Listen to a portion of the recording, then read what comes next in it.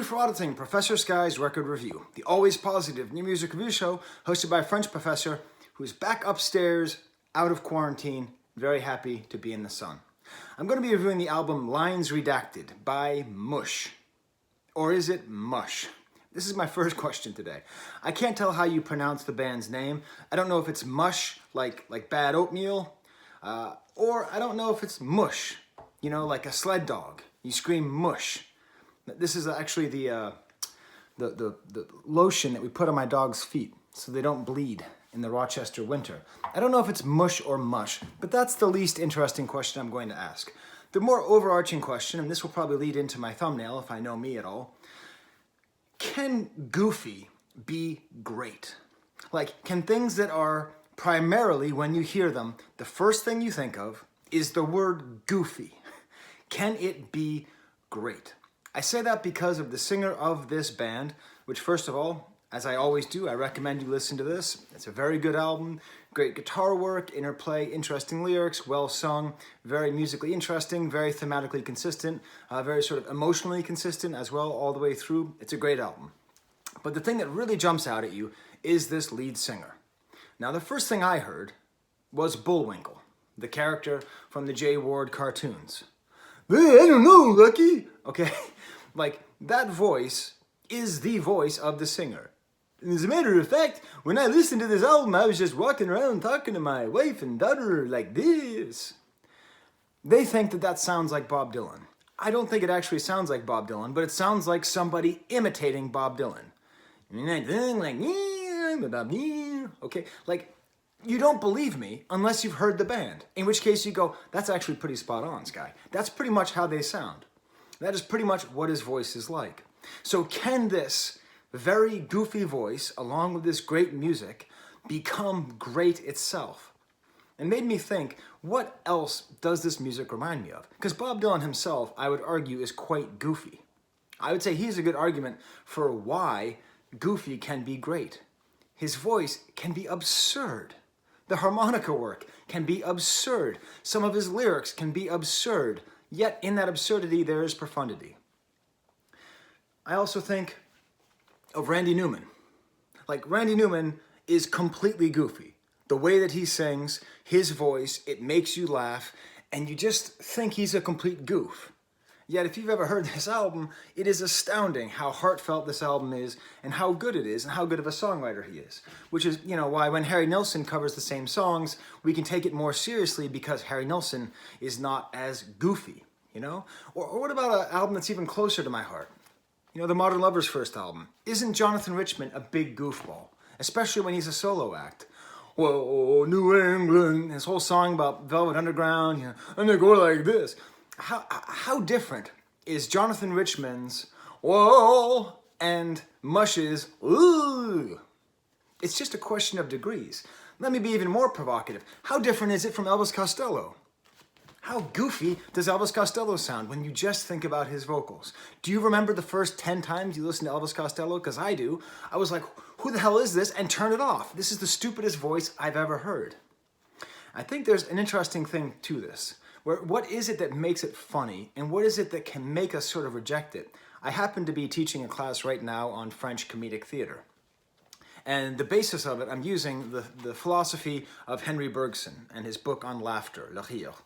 And he talks a lot about imitations and when imitations are funny. And the things that we find funny are the sort of mechanical aspects of people's behavior, the things that they can't change, the things that they do which are irrespective of what society expects of us. So we sort of see that and we can imitate it, and by imitating it, we can laugh at it, okay? So a singer, a proper post-punk singer, like this band should be, you know, that's why I put Sports Team back there, a proper post-punk British band should have a singer who is not this outrageous with their voice. When we hear him sing like this, we laugh, and in that laughter, we partly want to correct him. Because what do we associate with this kind of music? Well, we do associate a certain amount of sincerity, a certain amount of roughness. Part of what we like about post-punk is a sort of insouciance, a kind of desire to kind of be outside the realm of everyone else and just kind of doing your own thing and being a little bit tough. This guy sounds like a complete and total nerd the entire time. But let's actually think about post-punk or any of these people I've just shown. You know? I mean, all singing is to a certain extent affect, right? With a very rare exception, people do not sing exactly as they speak. I mean, Mick Jagger, half the time when he sings, we should be laughing at him as well when he tries to pretend like he's from Mississippi. Heard about the Midnight Rambler. Dude, you're from London, right? You know, or whatever. Idols or Proto-Martyr, any of these other groups that I've been reviewing in this sort of post-punk renaissance, all of them have some affect to their voice. So how different is this lead singer of Mush, right? I don't know. I would argue that because part of what makes this moment interesting, and I've talked about this in my other videos, you should check out my playlist, I'll put it at the end, is the real question that all these post-punk bands are asking. They're really asking about like the nature of reality and truth. Like, that's the thing that underlines all of it. Is that we're living in this age where truth itself is really being attacked. Right? The concept of what is true and what is not. And this is because it is so easy, well, one reason is because it is so easy to find the falsehoods you believe in supported by other people, okay? So if there could be a rallying cry in this transnational, international post-punk movement, whether it be Dogs or Proto-Martyr or Idols or Fontaine's DC or whatever it is, the one thing that I've noticed at least is this real question of what is true. So what do you do when you're questioning what is true when the lead singer sings like this? What are you supposed to think? Could he possibly be getting at any truths? Or is it possible that by singing like this, he's highlighting the lack of authenticity of all music? That's also possible. It's very hard not to do. Once you start doing that voice, it's very hard to stop. So I think it's interesting because that's always the question I have with all of this post-punk music is how sincere are they? Because part of the art itself is maintaining a distance from society, being an outsider looking down on it. I mean, the Sports Team album, I love that album, but the entire album is filled with observations. It doesn't feel like it's filled with lived moments. It feels like it's very educated, smart people making good music and commenting on how society is BS. So if we have a voice that points out how false it is, perhaps it isn't actually more false than the rest of it. It's just more honest with its falseness. Now I will say there's a good chance that this vocal choice could potentially limit their popularity. I will say it is funny every time. Every time I put on this album, I've been listening to it for the past 2 days. Now that I'm upstairs with my wife and my daughter, it's great. They get to hear my music again. Every time I put it on, like, my wife laughs. This morning, I made some toast. I made some avocado toast with furikake on it. Also a little bit of Nutella. It was good. Had our little Saturday morning breakfast. And even though she'd heard the whole album all the way through, it starts playing and she just starts laughing, you know? So what is it with that? What is it with this laughter and what can we do it? I'm going to make 2 more comparisons with this band. It's not so much comparisons as much as it is taking examples of other groups that are great and goofy. One I particularly like to draw attention to is Clarence Frogman Henry. If you don't know him, he is most famous for a song, Ain't Got a Home, which he sings 3 verses in 3 different voices. He sings like a girl, anything. He does a frog voice, anything like a frog. I can't quite do it. And I think this is a great example of art that is both great and goofy at the same time, because it's a gimmick, it's a joke that he can do it. In the same way it's a joke that the Mush guy sings like that, you know? But there's, if you listen especially to all of his music, there's an intensity and a truth in it that comes out despite the fact that the delivery can seem so intentionally artificial. Just for fun, he actually toured with the Beatles. There's Clarence Frogman Henry with the Beatles. So the most serious and important band with them. If I had to compare Mush to any band, like, who do they most remind me of? It's not going to be any of their compatriots in England who are making post-punk music. It's not going to be to Bob Dylan. I think, and this is a very high compliment coming from me, they remind me the most of Devo. I'll tell you why. I think if you took the guitar in this, because this album is all guitar, well, mostly all guitar, and just replaced it with keyboard lines, the way that they are not afraid to be so nerdy, and the way that they're commenting on society, and the way their songs are so catchy, it really has a lot of that same feeling to me, where there's a sort of deceptive complexity to their music, and there's an intentional goofiness which will fool you if you don't take it seriously enough. So I don't know, that's a little bit of a controversial take. I've read a couple articles about them. I've heard a lot of people comparing them to Dylan, which is just because the singer annoys people. That's not a good enough basis of comparison. Now, in general, the whole album is just guitar on guitar on guitar, undistorted, at least 2 guitar lines intersecting at all times, doing very interesting things. The sad elephant in the room is apparently one of the guitars died like last month.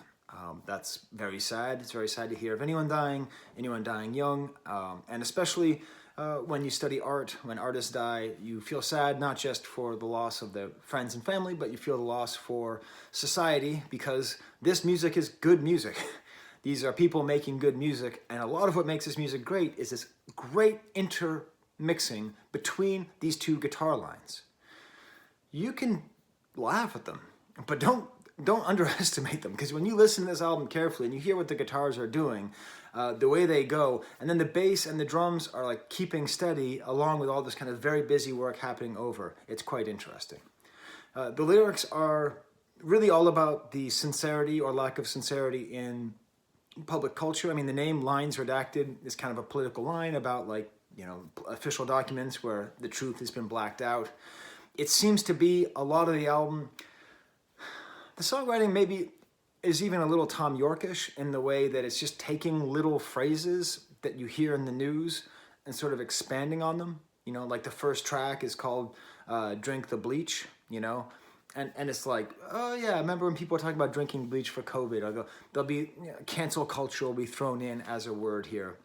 It seems like he's using his voice and he's using this band and this goofiness, and he's throwing these things out there, and he sort of decontextualizes them in the same way that they are decontextualized in our own lives. Just all the bullshit of Trumpism, all the bullshit of Johnsonism. Do they call it Johnsonism? It's just kind of, it's overwhelming. And it's good that we have artists that just take these little terms and just throw them back. I must say, I don't actually understand a lot of the lyrics on this album. At times, and you don't understand, like that'll happen. So when these little words pop out, it seems to have a meaning. At times also, it'll be sort of kind of slacker lyrics as well, just about being willfully out of touch with society standards. Apparently this band is from Leeds. I just need to learn more about British geography. That appears to be it. The only other band that I know from Leeds is, I think the Mekons were from Wales and from Leeds. And also my friend Brad used to always say, and I'm also from Leeds. I don't know where that comes from. But if you know where that comes from, where does that quote come from? But I'm also from Leeds. Okay, so let's actually get to the album now that I've talked about it for a while. I'm going to go through the album pretty quickly, though, because it is a very stylistically consistent album, which is a kind way of saying it can be a bit samey at points. The example I'm going to give, I'm going to put it up there, okay? So you can click on it and have a listen, then come back for the rest of the video. My dad's been watching these videos. Apparently sometimes he gets so excited that he just clicks on the related videos and never makes it back to the original video. So please do come back after you do the homework and listen to this song. I did not pick my favorite song. I just picked an exemplary song, Dusting for Prince, okay? It's a great example of how catchy they are. Dusting for Prince, what the F happened? It's very, very catchy, and just these guitars swirling around. Listen to the interplay between them, just how goofy and lost some of the lyrics are, how solid the bass lines are, and solid the drumming is. It's a sort of surprisingly simple and yet complex music, which I haven't heard music like this before, right? This kind of just double guitar attack, and especially the way if you listen to the guitars, they're like wobbling, like, there's just lots of things happening. And it's a very good example of their music. The first track is called Drink the Bleach. It may be my favorite song. I mean, it's a good COVID track, right? Because our former president suggested that we drink bleach potentially to cure ourselves of COVID. And what's cool about this is it has a very pronounced synthesizer line, which helps to back up my Devo theory. It's very simple in the beginning, and it gets more and more complex as it goes along, as the second guitar comes in. There's lots of kind of goofy guitar noodles like noodly guitar. At times it even sort of reminded me of the Grateful Dead. I mean, I don't think that's intentional inspiration, but just at times, just that sort of feeling of just very noodly guitar that's also satisfying. Next track, Blunt Instruments. Very nice here how the second verse adds extra guitar. It's very clear that this is a technically proficient band. Again, when everything is covered by this voice, it's hard to take them seriously. Much like it's hard to take Clarence Frogman Henry seriously. But that doesn't mean that you shouldn't. Very cool. It has like a bridge line here where they just keep on saying, compromise the crime scene. Yeah, I was dusting for Prince. So this is one of the themes that comes back and forth, dusting for Prince in the crime scene. I'm not really sure what it's about, but there you go. Next track is called Positivity. Ridiculously busy notes. Just about positivity, but it seems to be sarcastic. I'm all clappy and he keeps on rhyming clappy and happy. I think this is, again, maybe even more in the Radiohead wheelhouse of lyrics where it's talking about being happy as a way to make you sad, right? But a very nice song, very upbeat. Then Dusting for Prince, and then Seven Trumpets, which is one of the more developed songs on the album, has a very cool, almost like circus music instrumental break. Great drumming on this track. It keeps on saying, snatching defeat from the arms of victory. At times it even reminds me of My Sharona, like boop, boop, boop, boop, boop, boop. Has that kind of rhythm at some points. Clean Living. This was the song that gave me the idea for Devo, because they kept on saying, shape up, which this kind of like faux, like being given faux directions, right, by a sort of false totalitarian leader telling you what to do. That's kind of a lyric trick which Devo would quite often use. Then there's an instrumental track, which is nice. You're just like, okay, I've enjoyed this album. I've been liking this, but I'll just take a break. I'll listen to the instrumental. That is some good instant coffee. That's some good instrumental. And it's just a chance to really revel in the talent of this group, which is a special group. Instrumentally, they are special. They are not just some group that does things that are kind of interesting. This is very, very worth listening to. So I'm happy to have that in there. Hazmat Suits is very weird. Remember how I said this album can be samey? Towards the end, they vary from that. The voice is secondary to the guitar on this. The voice is kind of echoed, it's kind of in the back, and the guitar is everywhere. And there's like a funk break. So sort of back-to-back break from the plunging goofiness of the rest of the album. Then we go back to Bots. Seems to be a song about Russian bots, I don't know. Very great, complex guitar works and songs and lyrics about complex algorithms. Very kind of gentle outro. It's nice because their songs are developed enough that, you know, they don't just come up with one line and say that's one song, right? They come up with one line and they develop it. Even though it all has a similar sound to these kind of dueling guitars, they still take the time to develop it. And I imagine if I listen to this album more, if I pay more attention to it, more will come through. B2BCDS is a kind of upbeat, nice song, back-to-back consecutive Dark Age. I like that idea of a consecutive Dark Age, and it's just catchy. One thing this singer can do with his goofy voice, with the way they use repetition, is they just come up with these lines that are just totally catchy. Back to back, consecutive Dark Age. Like, you just get these lines stuck in your head and you just keep on singing them. But I'm also from Leeds. God damn, I really hope one of you knows who that's from. That's all I can give you, by the way. But I'm also from Leeds. Who says that? The album closes in a spectacularly fascinating way. You know, like whenever I write a paper, right?